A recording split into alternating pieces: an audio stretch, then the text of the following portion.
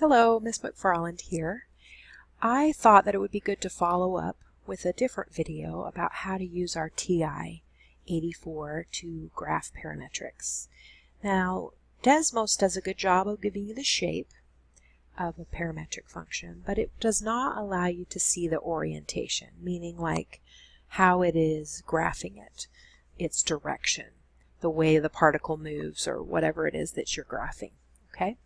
So I wanted to show you on the TI-84. The first thing I need to do is push my mode button.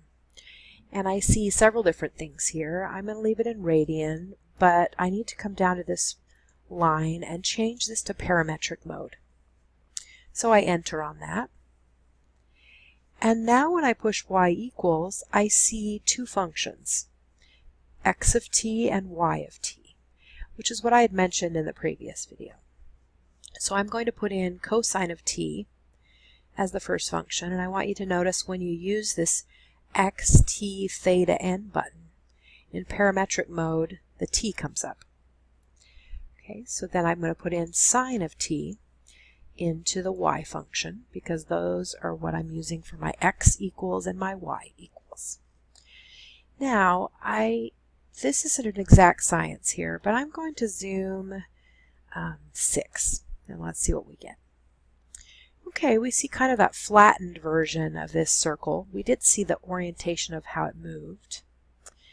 But I want to zoom in a little bit. So I'm going to zoom number 2 and push enter. And then I see a more close-up version of this. Now, again, we're still not very squared off. So maybe let's look at a zoom square. Let's do zoom 5 to get that squared off, and then we see what I think I want to see. What I wanted to note here is that we have a complete graph by the t values between 0 and 6.28, which, by the way, is 2 pi. Okay. After that point, it just repeats itself. Now this t-step is important to note. If I make it smaller, it will go slower, and sometimes that's helpful. So I'm going to put 0.01 there. Okay. I also think, well, let's go ahead and push graph. So we see it graphing it in kind of slower because I changed that t-step to a smaller value. And you see it moving around. What I think is also helpful that you should know is that when you look at y equals at this point, if I go over to the left-hand side here and I enter, that's going to make a nice thick graph. Enter again. This one is actually going to show this tracing. Now I don't think with our window, I'm going to take the t-step back to 0.1.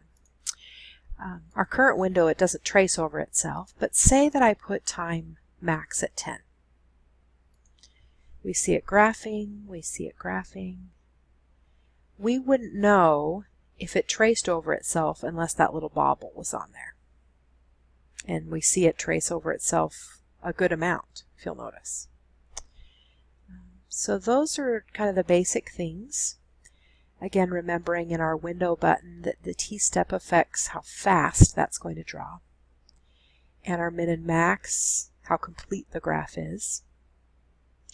Remember also that Desmos gives you a nice shape, but doesn't give you that orientation. So until next time, bye.